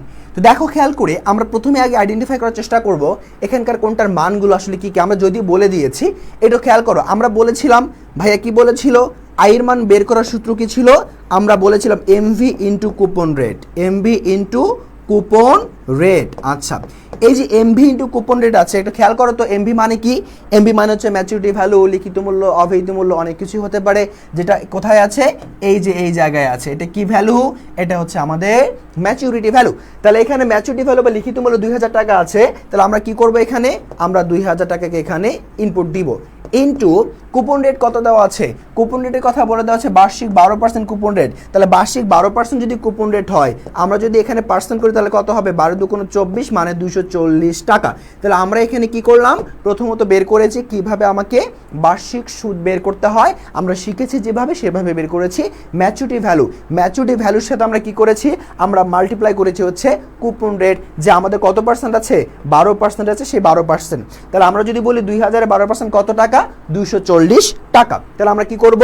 সূত্রে এই যে আয়ের মানটা আছে আমরা সেখানে লিখবো, বা কত দিব আয়ের জায়গায়? 240। আচ্ছা, তারপরে ইনটু এখানে কি আছে? 1 মাইনাস 1 ডিভাইডেড বাই 1 প্লাস, একটু খেয়াল করো তো কেডির মান কত? কেডির মান হচ্ছে আমাদের দশমিক কত হবে? 10। যেহেতু 10% আছে, তাহলে আমরা যদি এটাকে যদি আমরা 100 দ্বারা ভাগ করি পাবো কত? 0.1ও লিখতে পারো, 0.10 তুমি দিতে পারো। ওকে, একই কথা। তাহলে কত বসাবো? 0.10। ওকে, টু দি পাওয়ার কি আছে আমাদের? টু দি পাওয়ার n আছে সূত্রে। তাহলে n মানে হচ্ছে বছর, কত বছর দেওয়া আছে? 10। তাহলে এখানে কত দিব আমরা? 10 ডিভাইডেড বাই কি লাগবে সূত্রে? কেডি লাগবে 0.10। ওকে, তারপরে কি করব? প্লাস সূত্রে এখানে কি দরকার? আমার সূত্রে এমভি মানে ম্যাচুরিটি ভ্যালু দরকার। কত আছে ভাইয়া? 2000 টাকা আছে। কত দিব এখানে? 2000 ডিভাইডেড বাই 1 প্লাস কেডির মান কত? 0.10 টু দি পাওয়ার কত দিব আমরা? 10। এই যে মানগুলো আছে আমরা জাস্ট কি করেছি? আমরা ম্যাথ থেকে মানগুলো নিয়ে এখানে বসিয়ে দিয়েছি। এবার আমাদের আসলে কি করার পালা? আমাদের হচ্ছে ক্যালকুলেশন করার পালা। তো চলো আমরা একটু ক্যালকুলেশন করার চেষ্টা করি যে এখানে আসলে কত আসতে পারে। আমরা যদি প্রথমে একটু ক্যালকুলেশন করি তাহলে কি হবে? 1 minus 1 divided by 1.10 to the power কত আছে আমাদের? 10। Okay, so divided by 0.10 into হচ্ছে আমাদের কত আসবে? 240। তাহলে আমাদের এই প্রথমটুকুর যে মান, এই প্রথমটুকুর যে মান সেটি হচ্ছে আমাদের কত আসছে ভাইয়া? 1475 আমাদের 1475 প্লাস আমরা যদি ওই পাশে একটু মানটা নেওয়ার চেষ্টা করি তাহলে 2000 divided by 1.10 to the power কত হবে? 10। তাহলে এখানে কত আসবে আমাদের? 771। কত আসবে? 771। তোমরা একটু ক্যালকুলেশন করবা, যদি ভুল হয় ক্যালকুলেশনে বাকি সব ঠিক থাকবে। ওকে, তোমরা একটু ক্যালকুলেশন করে দেখবা। তাহলে 1475 প্লাস 771 যদি যোগ করি আমরা পাবো কত? 2246 টাকা। সো এটাই হচ্ছে মূলত আমাদের কিসের মান? এটা হচ্ছে আমাদের বন্ডের মান। এখন খেয়াল করে দেখো, আমরা এখানে কিন্তু কি পেয়েছি? বন্ডের বর্তমান মূল্য পেয়েছি 2246 টাকা। এখন প্রশ্ন হচ্ছে, আমাকে প্রশ্নে বলা হয়ে দিয়েছে যে বন্ডটি কি আমার ক্রয় করা উচিত? তার মানে আমাকে ডিসিশন দিতে বলেছে, আমাকে মূল্যায়ন করতে বলা হয়েছে যে আমি কি বন্ডটা ক্রয় করব যদি এই ধরনের কম্পোনেন্টস আমার হাতে থাকে বা এই ধরনের সুযোগ আমাদের হাতে থাকে। এখন খেয়াল করো, এখানে যে বাজার মূল্যটি দেওয়া আছে, অ্যাকচুয়ালি আমরা বন্ডের ক্ষেত্রে মূল্যায়ন প্রক্রিয়ায় যখন যাব, বন্ডটাকে গ্রহণ করব কি করব না, এটা ডিপেন্ড করবে বাজার মূল্যের সাথে কম্প্যারিজনের পরে। কার সাথে? বাজার মূল্যের সাথে কম্প্যারিজনের পরে।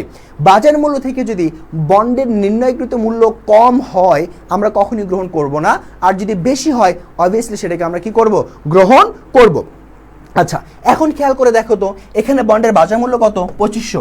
তাহলে বন্ডের বাজার মূল্য যদি আমার 2500 হয়, আমার বন্ডের নির্ণয়কৃত মূল্য আসছে কত? 2246। কম না বেশি? অবশ্যই কম।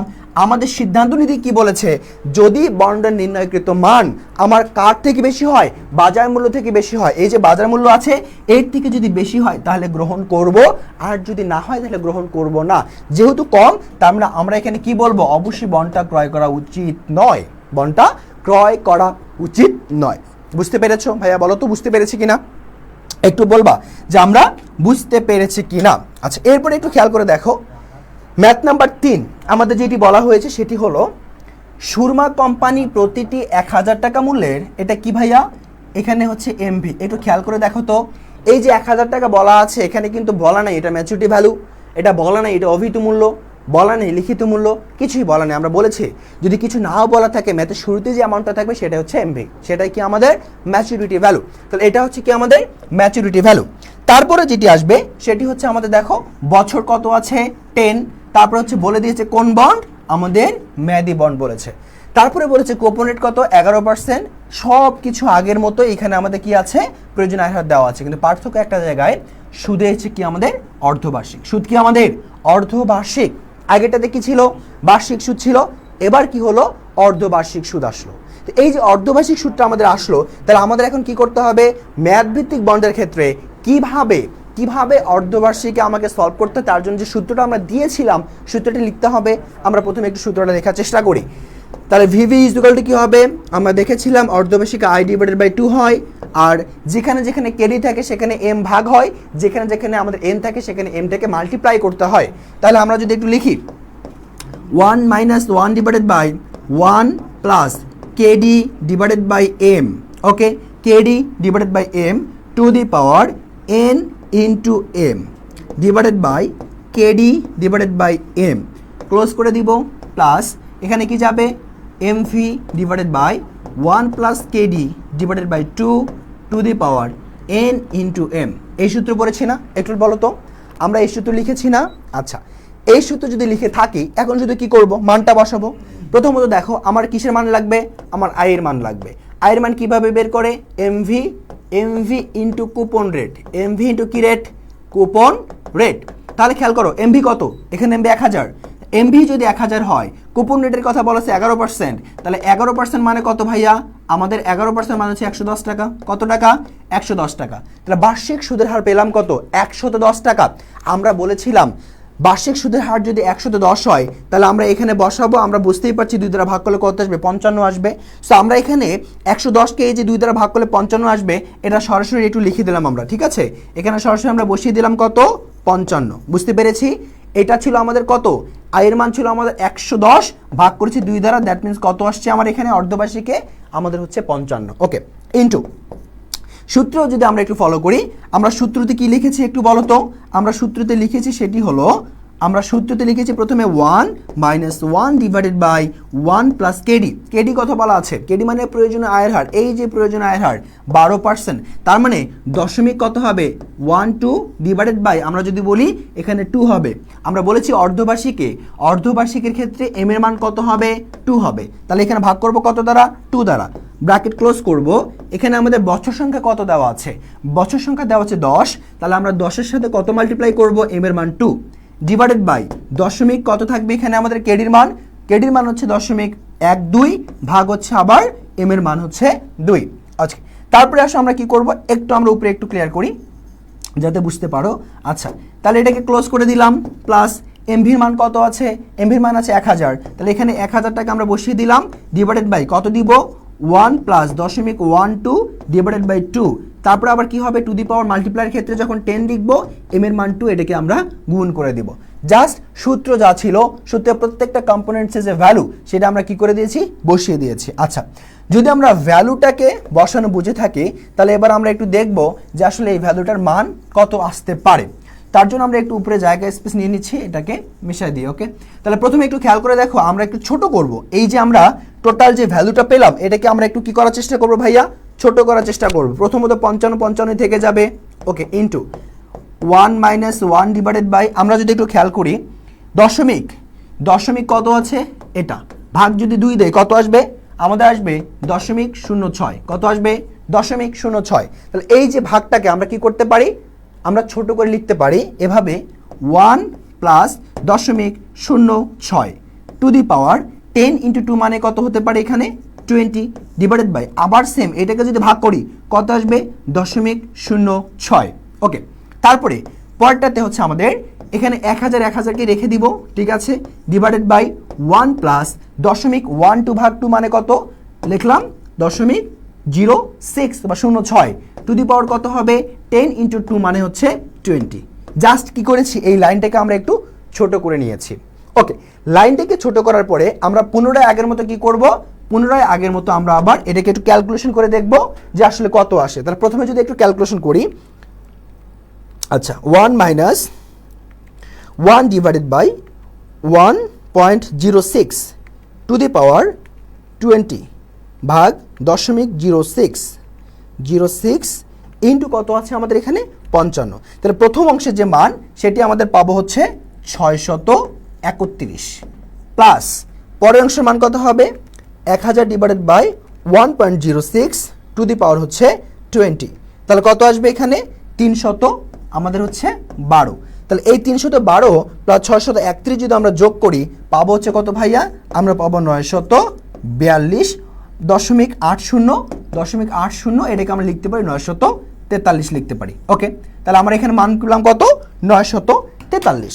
এখন খেয়াল করে দেখো এই জায়গায় আমাকে কোনো ধরনের কি বলে দেয় নেই, বাজার হার বলে দেয়নি।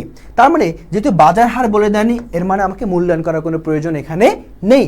যেহেতু বাজার হার বলা নেই, যদি থাকতো তাহলে অবশ্যই আমরা কম্পারিজনে যে মূল্যায়ন করতাম, যেহেতু নেই তার মানে করার দরকার নেই। অর্থাৎ শুধুমাত্র আমাকে কি করতে বলা হয়েছে, আমাকে এখানে বন্ডের মূল্য বের করতে বলা হয়েছে। সে বন্ডের মূল্য কত হবে, আমরা বললাম বন্ডের মূল্য 943 টাকা হবে। সো এটাই হচ্ছে আমাদের ম্যাথ 3 অ্যান্সার।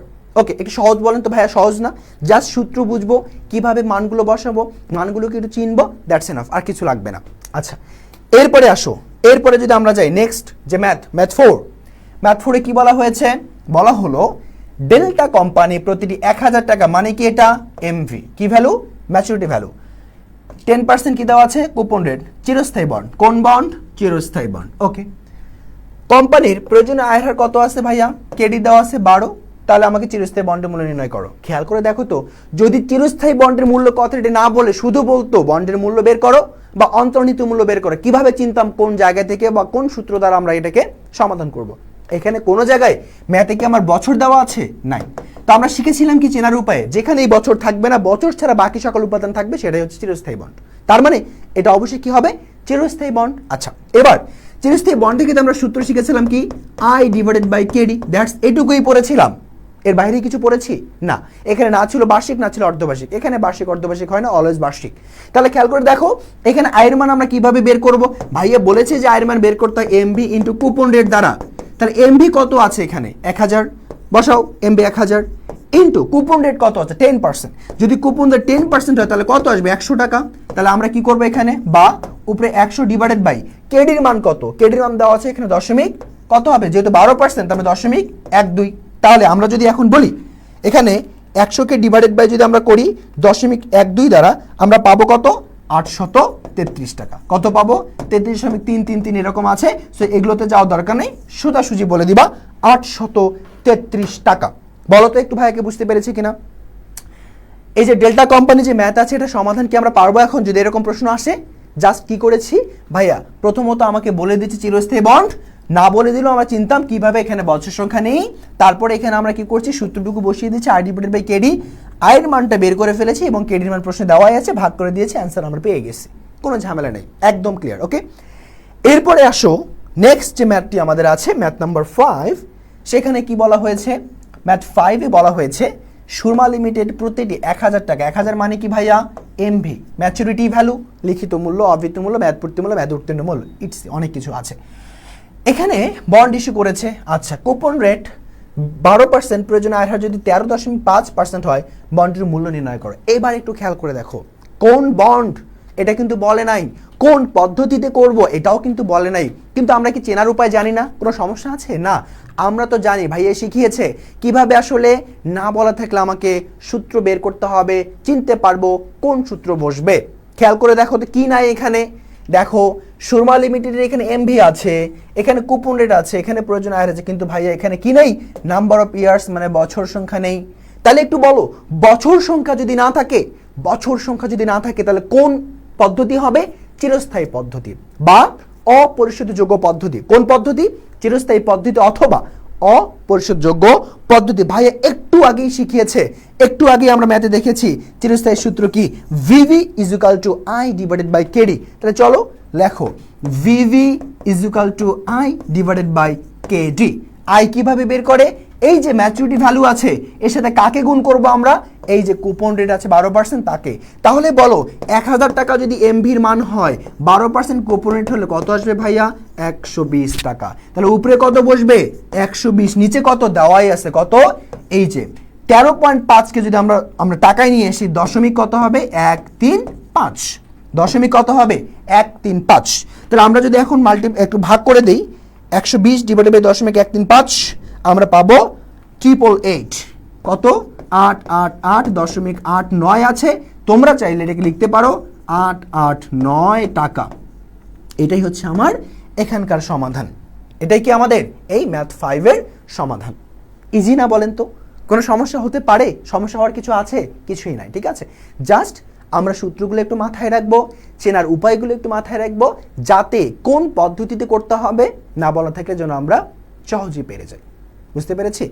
সো এই হচ্ছে আমাদের ম্যাথ 5 চলে গেল। এবার চলো আমরা নেক্সট যে ম্যাথটা দেখবো সেটা হচ্ছে ম্যাথ নাম্বার 6। সেখানে কি বলা আছে? অনেক বড় একটি ম্যাথ, সমস্যা নেই। দেখো বলা আছে প্রগতি কোম্পানি দীর্ঘমেয়াদী তহবিলের প্রয়োজন। ওকে, সেটা মেটাতে তিনি কি করেছে? জিরো কুপন বন্ড, বন্ডের নাম বলে দিয়েছে zero coupon bond. Okay fine. প্রতিটি বন্ডের লিখিত মূল্য 1000 টাকা, মানে এমভি দেওয়া আছে 1000 টাকা। ঝুঁকি সম্পূর্ণ অন্যান্য কোম্পানির প্রয়োজনে আয়ের হার দেওয়া আছে 13%, মানে কেডি দেওয়া আছে 13%। কোম্পানি ইস্যুকৃত বন্ডের মেয়াদ যদি বলি এন দেওয়া আছে 10। সর্বোচ্চ কত টাকা দিয়ে আমি বন্ডটি ক্রয় করব, মানে আমি কত টাকা হলে সর্বোচ্চ কত টাকা দিয়ে আমি বন্ডটি ক্রয় করতে পারি, এটা আমাকে বলছে। মানে কি আলটিমেটলি বন্ডের মূল্য বের করতে বলছে। Okay fine. আমরা এখানে জিরো কুপন বন্ড পেলাম। যদি প্রশ্নে জিরো কুপন বন্ডের কথা বলে দেওয়া না থাকতো তাহলে ভাইয়া কিভাবে বুঝতাম জিরো কুপন বন্ড? খেয়াল করে দেখো তো, এতক্ষণ কুপন রেট আমরা কাজ করেছি, কিন্তু এখানে কোনো কুপন রেট নাই। যেহেতু কুপন রেট নাই, ভাইয়া বলেছিল যেখানে কুপন রেট থাকবে না সেটা জিরো কুপন বন্ড। ওকে, তাহলে এটা কি হবে? আমার জিরো কুপন বন্ডের সূত্র। এবং ভাইয়া এটিও বলেছিল জিরো কুপন বন্ডের সূত্র কোনটা? ওই যে 1 নাম্বার পরিশোধযোগ্য বন্ডের সূত্র পড়েছে, তার লাস্টে যে লেজ অংশটুকু, সেই লেজ অংশটুকুই হচ্ছে আমার জিরো কুপন বন্ডের সূত্র। অর্থাৎ VV is equal to MV divided by 1 plus KD to the power N. এটা ছিল ফার্স্ট সূত্রের লেজ, ঠিক আছে। তো এখানে খেয়াল করো, এমভি যদি আমরা বলি, এমভি কত বলা আছে? এমভি বলা আছে 1000 টাকা। তাহলে আমরা এখানে কত বসাবো? এমভি জায়গায় 1000 divided by 1 plus KD. KD কত বলা আছে? আমরা কেডি পাবো হচ্ছে এখানে প্রয়োজন 13%। তাহলে আমরা কত দেবো? 0.13 টু দি পাওয়ার এন। কত দেওয়া আছে? বলা হয়েছে তাদের এন এর মান হচ্ছে আমাদের আছে এখানে, একটু খেয়াল করো তো, এন কত? 10। তাহলে এখানে আমরা দেবো 10। ওকে, তাহলে এবার একটু ক্যালকুলেশন করে দেখি যে কত আসতে পারে। 1000 ডিভাইডেড বাই 1.13 টু দি পাওয়ার 10। তাহলে ভাইয়া যেটা আসলো সেটি হচ্ছে 294.5, 294.5 অথবা 295 টাকা। ওকে, এত টাকা। তার মানে আমরা কি বলতে পারি? আমরা বলতে পারি যে এই কোম্পানি ইস্যুকৃত বন্ডের মেয়াদকাল যদি 10 বছর হয়, তাহলে আমরা সর্বোচ্চ কত টাকা দিয়ে? সর্বোচ্চ 295 টাকা দিয়ে বন্ডটি ক্রয় করব। কত? সর্বোচ্চ 295 টাকা দিয়ে আমরা এই বন্ডটাকে ক্রয় করব। Okay fine. আচ্ছা, তো এই হচ্ছে আমাদের মূলত যে পার্টগুলো শিখলাম, আমাদের চিরস্থায়ী বন্ড, তারপরে তোমার হচ্ছে অপরিশোধযোগ্য বন্ড বা চিরস্থায়ী বন্ডে মেয়াদ ভিত্তিক, এবং হচ্ছে চির কুপন বন্ড। এই টোটাল বন্ডে স্পেসিফিক্যালি ম্যাথগুলো কিভাবে আসতে পারে, কিভাবে চিনব, এবং সেগুলোকে কিভাবে আমরা সমাধান করব। এবার আসো আমরা যদি একটু দেখি যে সৃজনশীল প্রশ্ন আসলে এই চ্যাপ্টার থেকে কি হতে পারে। ভাইয়া একটু খেয়াল করে দেখবে, তোমাদের যদি শর্ট সিলেবাসের আন্ডারে এখানে পরীক্ষা হচ্ছে, এই চ্যাপ্টারটা তোমাদের জন্য মোস্ট ইম্পর্টেন্ট এবং মোস্ট ইজি। ওকে, আদার্স যে চ্যাপ্টারগুলো আছে তার থেকে কোয়াইট ইজি হচ্ছে তোমাদের দীর্ঘমেয়াদী অর্থায়ন, এবং এই অধ্যায় থেকে তোমরা অলরেডি দুটো ম্যাথ পেয়ে যাবে, দুটো কোশ্চেন পেয়ে যাবে। তাহলে যেহেতু চ্যাপ্টার সহজ, কেন তুমি সেখান থেকে অ্যান্সার করবা না? ওকে, তাহলে অবশ্যই সেখান থেকে অ্যান্সার করতে হবে। এবং এই চ্যাপ্টার ম্যাথ অন্যান্য চ্যাপ্টার ম্যাথ থেকে তুলনামূলকভাবে অনেক অনেক সহজ। একটু খেয়াল করে দেখো কিভাবে আসে। বলা হয়েছে জনাব আতিক জেনেভা কোম্পানি কর্তৃক ইস্যুকৃত 5 বছর মেয়াদী জিরো কুপন বন্ড ক্রয় করতে ইচ্ছুক। বন্ডের অভিহিত মূল্য দেওয়া আছে 1000। তার মানে এটা হচ্ছে আমার নাম্বার অফ ইয়ার্স এন, আর এই যে 1000 টাকা দেওয়া আছে এটা কিসের মান? ম্যাচুরিটি ভ্যালুর মান। আতিকের প্রয়োজনে আয়ের হার যদি 13 হয়, তার মানে এটা কিসের মান? কেডির মান। আতিকের বন্ধু জনাব নাসির বাংলাদেশের বন্ড মার্কেটে বিনিয়োগ করতে আগ্রহী। তিনি নিম্নের যে কোনো একটি কোম্পানি ক্রয় করতে চায় বন্ড। সেটা হচ্ছে কি? 1 নম্বর, তিনি বেসিক কোম্পানির চিরস্থায়ী বন্ড ক্রয় করতে চায়, যেখানে কুপন রেট থাকবে 11%, অভিহিত মূল্য থাকবে 1000 টাকা, বাজার মূল্য আছে 1250। ওকে, রেনেটা কোম্পানি আছে 5 বছর মেয়াদী বন্ড ইস্যু করেছে, যেখানে কুপন রেট হচ্ছে তোমার 12%, অভিহিত মূল্য 1000 টাকা, বাজার মূল্য 950, এবং সুদটা কি ভাইয়া? অর্ধবার্ষিক। 3 নম্বর, নাসিরের প্রয়োজন আয় হচ্ছে 10%। তাহলে হচ্ছে এই দুটো হচ্ছে তাদের অল্টারনেটিভ অপশন, যে দুটোর মধ্যে যে কোনো একটাতে সে যেতে চায়। গতে বলা হয়েছে যে আতিকের ক্ষেত্রে আমার সর্বোচ্চ কত টাকা দিয়ে বন্ডটি ক্রয় করা উচিত, মানে আমার এখানে বন্ডের আমার ভিভি কত, মানে বর্তমান মূল্য কত। আর এখানে বলেছে নাসির, যে তার বন্ধু নাসির কোম্পানির ক্ষেত্রে কোনটাতে যাওয়া উচিত, বেসিকে যাবে নাকি রেনেটাতে যাবে। ওকে, তো এখন বলো এই যে সৃজনশীলটা আছে আমরা অলরেডি এগুলো শিখেছি না কিভাবে করতে হয়। যদি শিখে থাকি তাহলে আমরা এখন দেখব যে আমরা কিভাবে এটাকে সমাধান করতে পারি। প্রথম নম্বর প্রশ্ন ছিল জনাব আতিকের সর্বোচ্চ কত টাকা দিয়ে বন্ডটি ক্রয় করা উচিত, তার মানে বন্ডের বর্তমান মূল্য কত হওয়া উচিত বা কত হলে জনাব আতিক আমার সেটি কি করবে, ক্রয় করতে চাইবে। তাহলে আমরা যদি প্রথমে একটু খেয়াল করে দেখি, আতিকের ক্ষেত্রে বলা হয়েছিল যে জেনেভা কোম্পানিতে তার ইস্যুকৃত 5 বছর মেয়াদী কোন বন্ড ভাইয়া, জিরো কুপন বন্ড। কোন বন্ড, জিরো কুপন বন্ড। তাহলে এখানে যদি জিরো কুপন বন্ডের কথা বলা থাকে তাহলে অলরেডি বুঝতে পেরেছো কোন সূত্র ইউজ করতে হবে। 3 নাম্বার যে ফর্মুলা আমাদের ভিভি ইজ ইকুয়াল টু হচ্ছে আমাদের কি হবে, maturity value divided by 1 plus KD to the power N. তাহলে এখানে আমাদের খেয়াল করে দেখতে হবে এন কত আছে 5 বছর, অভিহিত মূল্য কত আছে 1000, মানে ম্যাচুরিটি ভ্যালু, আয়ের হার কত 13। তাহলে আমরা এখানে বসাই 1000 ডিভাইডেড বাই 1 প্লাস কেডির মান কত 0.13 টু দি পাওয়ার এন এর মান কত হবে 5। তাহলে কত হবে বলো তো, এখানে কত হবে একটু বলো। 1000 divided by 1.13 to the power 5, 1000 divided by 1.13 to the power 5 equal to হচ্ছে 543 টাকা। 543 টাকা। তার মানে জনাব আতিক তার বন্ডের মূল্য যদি 543 টাকা হয় তবে শুধুমাত্র তিনি জেনেভা কোম্পানির বন্ডটা ক্রয় করবে, বা তার এত টাকা পর্যন্ত মূল্য থাকলে ক্রয় করা উচিত বলে গণ্য করা হবে। ঠিক আছে, এটা হচ্ছে আমাদের গড়। ওকে, এবার পরবর্তী যে প্রশ্নটি আছে সেটা বলা হলো আমাদের আতিকের বন্ধু নাসিরের কোন কোম্পানির বন্ড ক্রয় করা উচিত, যুক্তি সহ উত্তর দাও। আচ্ছা, এখন খেয়াল করো আতিকের বন্ধু নাসির তার এখানে হচ্ছে প্রয়োজনীয় আয়ের হার তার 10% এবং এই 10% প্রত্যাশিত আয়ের হারের বিপক্ষে তার কাছে দুইটা কি আছে, প্রজেক্ট আছে। একটা হচ্ছে বেসিক কোম্পানির সাথে, একটা হচ্ছে ভাইয়া রেনেটা কোম্পানির সাথে। এখন আমাকে বের করতে হবে দুটার বর্তমান মূল্য এবং জাজ করতে হবে তার কোন বন্ডে যাওয়া উচিত। আমরা বলেছি মূল্যায়ন করব সবসময় কার উপর ডিপেন্ড করে, ওই বন্ডের বাজার মূল্যের উপর ডিপেন্ড করে। যদি বাজার মূল্য বেশি হয় বন্ডের নির্ণয়কৃত মূল্য থেকে তাহলে আমরা সেখানে যাব ইনভেস্ট করতে, আর যদি কম হয় অবভিয়াসলি আমরা রিজেক্ট করব। ওকে, তাহলে আমরা প্রথমে 1 নম্বরে যেটি করব সেটি হচ্ছে বেসিক কোম্পানির যে বন্ড সেটি আমরা একটু বের করার চেষ্টা করব। খেয়াল করে দেখি কি বলেছে, এখানে চিরস্থায়ী বন্ডের কথা বলেছে। তো আমরা জানি যে চিরস্থায়ী বন্ডের সূত্র হচ্ছে কি ভাইয়া, ছোট্ট একটি সূত্র, আই ডিভাইডেড বাই কেডি। ওকে, তাহলে এখানে আয়ের মান কিভাবে বের করব, আমরা আয়ের মান বের করব এমভি ইনটু হচ্ছে coupon rate, MV into coupon rate. তাহলে এখানে যদি আমার বলা হয় এমভি 1000 এবং কুপন রেট যদি বলে 11%, তাহলে এইটার উপরে 11% করলে কত আসবে, 110 টাকা। আচ্ছা, ডিভাইডেড বাই কি করব, কেডি, কেডির মান কত বলা আছে, তার বলা হচ্ছে যে উভয়ের ক্ষেত্রে নাসিরের প্রয়োজনীয় আয়ের কত 10, তাহলে 0.10। তাহলে আমরা যদি 110 টাকাকে ভাগ করি 0.10 দ্বারা আমরা পাবো 1100 টাকা। এই 1100 টাকাই হচ্ছে তার বন্ডের বর্তমান মূল্য দাঁড়াচ্ছে, কার জন্য, বেসিক কোম্পানির জন্য। অপরদিকে যদি আমরা একটু খেয়াল করি তাহলে এখানে বলেছে আরেকটা কোম্পানি আছে, সেটা হচ্ছে রেনেটা কোম্পানি, যেখানে আমাদের মেয়াদি বন্ডের কথা বলা আছে। আচ্ছা, মেয়াদি বন্ডের ক্ষেত্রে আবার সূত্র কয় ধরনের হতে পারে, 2 ধরনের, সুদ যখন বার্ষিক হবে এবং সুদ যখন অর্ধবার্ষিক হবে।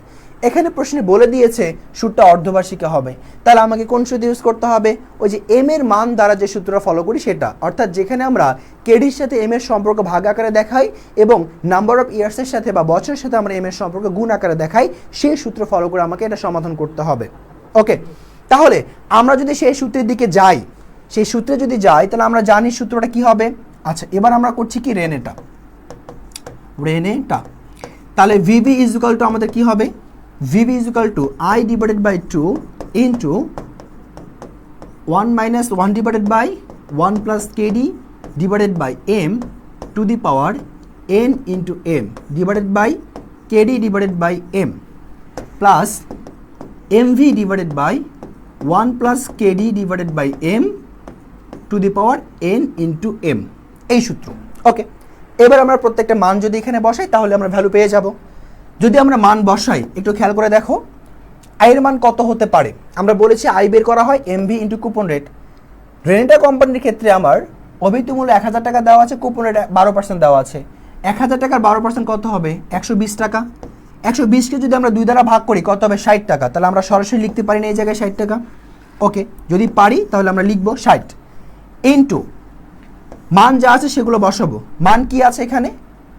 1/1 প্লাস কেডির মান কত এখানে? 10। তাহলে 0.10 টু দি পাওয়ার কত হবে আমাদের এখানে?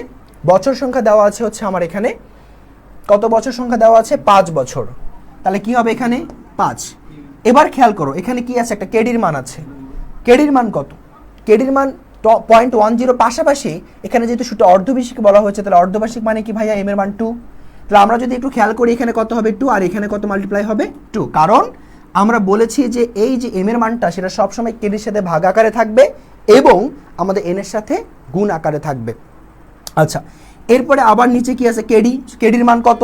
কেডির মান হচ্ছে আমাদের কেডি মান হচ্ছে আমাদের 0.10 ডিভাইডেড বাই 2 প্লাস এমভির মান কত আছে? এমভির মান 1000 divided by 1 plus 0.10 divided by 2 then হচ্ছে এখানে এন এর মান 5 ইন্টু এম এর মান হচ্ছে 2। আচ্ছা, তো সূত্রে যা ছিল আমরা সব বসিয়ে ফেলেছি। এবার শুধু কি করব? আমরা একটু ক্যালকুলেশন করব। সো ক্যালকুলেশনের ক্ষেত্রে আমি বলেছিলাম যে প্রত্যেকটা ক্যালকুলেশনকে আমরা একটু ছোট করে নিতে হবে। ছোট করে নেওয়ার পরে আসলে আমরা ক্যালকুলেশন করব। একসাথে বড় ধরনের ক্যালকুলেশন করতে গেলে আমাদের ম্যাথ ভুল হওয়ার সম্ভাবনা থেকে যাবে। তো আমরা একটু ছোট করার চেষ্টা করি। দেখো একটু খেয়াল করে আমরা যদি লিখি বা 60কে রাখলাম ইন্টু 1 - 1 ডিভাইডেড বাই, আমরা যদি 10কে 2 দ্বারা ভাগ করি কত পেতে পারি? 1 plus 0.05 to the power 5 into 2 মানে কত? 10 ডিভাইডেড বাই দশমিক কত হবে? 0.5। এটাকে ভাগ করার পরে তারপরে এখানে এমভির মান আছে কত? 1000 then divided by 1 plus 0.05 to the power 5 দুগুণ 10। এবার আমরা কি করব? এবার আমরা আসলে একটু ক্যালকুলেশন করে দেখব যে এখানে মানটা কত আসতে পারে। আচ্ছা, তাহলে প্রথমে যদি একটু দেখি তাহলে কি হবে? 1 - 1 divided by 1.05 two the power কত আছে? 10 ডিভাইডেড বাই 0.05 ইন্টু 60। তাহলে এখানে আসলে আমাদের কত? বা প্রথম অংশের মান আসছে 463 টাকা প্লাস দ্বিতীয় অংশের মান কত? 1000 ডিভাইডেড বাই 1.05 টু দি পাওয়ার 10 কত আসলো? 614। কত? 614। এই 614 এবং আমরা যদি 463 যোগ করি পাবো হচ্ছে 1077। কত পাবো? 1077। তাহলে খেয়াল করে দেখো আমরা কিন্তু আমাদের আলটিমেট অ্যান্সার পেয়ে গিয়েছি। আমরা এখানে রেনেটা কোম্পানি এবং বেসিক কোম্পানি দুটোর আমরা বন্ডের যে বর্তমান মূল্য আমরা বের করার কথা ছিল প্রশ্ন মতে, আমরা সেটা কিন্তু পেয়ে গিয়েছি। এবার আমরা কি করব? আমরা আসলে এবার যাচ করব যে কোন কোম্পানিতে জনাব আতিকের বন্ধু নাসিরের বিনিয়োগ করা উচিত। একটু খেয়াল করে দেখো, আমরা যদি প্রথমে বেসিক কোম্পানির কথা বলি, আমরা বলেছিলাম যে মূল্যায়ন করার সময় সবসময় আমার নির্ণয়কৃত মূল্য কার সাথে আমরা কম্পেয়ার করব? বাজার মূল্যের সাথে। বেসিক কোম্পানির বাজার মূল্য হচ্ছে 1250 টাকা, যেখানে তার কি এসেছে? নির্ণয়কৃত মূল্য এসেছে 1100 টাকা। তার মানে এটি হচ্ছে কম। তাহলে আমরা কি করব? অবশ্যই তার এখানে বিনিয়োগ করা উচিত না, মানে এটা রিজেক্টেড। এখানে একটু খেয়াল করে দেখো, রেনেটা কোম্পানির ক্ষেত্রে বাজার মূল্য হচ্ছে আমার কত আছে? 950। কত? 950। এই 950 টাকা বাজার মূল্যর বিপক্ষে আমার 950 টাকা বাজার মূল্যের বিপক্ষে আমার এখানে কত আসছে? বন্ডের নির্ণয়কৃত মূল্য 1077 টাকা, যেটা অবশ্যই বাজার মূল্য থেকে বেশি। যেহেতু বন্ডের বাজার মূল্য থেকে বেশি, সিদ্ধান্ত নীতি অনুযায়ী আমাদের এই যে নাসির সাহেব আছে কোথায় যাবে? বন্ডে হচ্ছে এই আমাদের রেনেটা কোম্পানিতে বিনিয়োগ করতে যাবে। তাহলে আমরা এখান থেকে ডিসিশন নিতে পারি যে জনাব আতিকের বন্ধু নাসিরের অবশ্যই আমাদের এই রেনেটা কোম্পানি যে বন্ডটি আছে অর্ধবার্ষিকী দীর্ঘ পরিশোধযোগ্য বন্ড, সেটি কি করা উচিত? আমাদের ক্রয় করা উচিত। তাহলে এই যে আমরা ম্যাথটা সমাধান করলাম, এই ম্যাথ সমাধানের জন্য কিন্তু আমাদের দুইটা বিষয় লেগেছে। এক হচ্ছে আমরা ফার্স্টে বেসিক পড়েছি, সেই বেসিকটা লেগেছে। দ্বিতীয়ত আমরা যেটা করেছি, আমরা সূত্র যেগুলো পড়েছি সেগুলো পাশাপাশি সূত্রগুলো চেনার উপায় কিন্তু আমাদের কাজে লেগেছে। এবং পাশাপাশি যেটি লেগেছে সেটি হচ্ছে সূত্রে যে কম্পোনেন্টসগুলো আছে সেগুলোর মিনিং কি, পার্টিকুলার মিনিংস কি, সেগুলো কিন্তু আমাদের জানতে হবে। এবং এগুলো আলাদা আলাদা যে নামগুলো আছে সেগুলো কিন্তু জানতে হবে। তো ভাইয়া সব কিছু লিখে দিয়েছে। এবং তোমাদেরকে কি করানো হয়েছে, প্রত্যেকটা জিনিসের প্রত্যেকটা সূত্র দ্বারা একটি করে ম্যাথ সমাধান করা হয়েছে এবং সর্বশেষ আমরা একটি সৃজনশীল সমাধান করলাম যে কীভাবে আসলে এখান থেকে সৃজনশীলগুলো আসতে পারে এবং আমাদের কিভাবে সেটি সমাধান করতে হবে। সো দীর্ঘমেয়াদী অর্থায়নের প্রথম অংশ এবং দ্বিতীয় অংশের ক্লাস এখানেই শেষ এবং আমরা পরবর্তীতে যে ক্লাসটি করব সেটি হচ্ছে এই ষষ্ঠ অধ্যায়ের অর্থাৎ দীর্ঘমেয়াদী অর্থায়নের যে বাকি অংশ আছে বন্ড হতে প্রাপ্তি, ওয়াইটিসি, ওয়াইটিএম, সিওয়াই, এটি নিয়ে আলোচনা করব। তাহলে আমাদের পুরো অধ্যায় শেষ হয়ে যাবে। তো নেক্সট ক্লাসের আমন্ত্রণ জানিয়ে আজকের ক্লাসটি এখানে শেষ করছি। তোমরা সবাই ভালো থাকবে, সুস্থ থাকবে। আল্লাহ হাফিজ।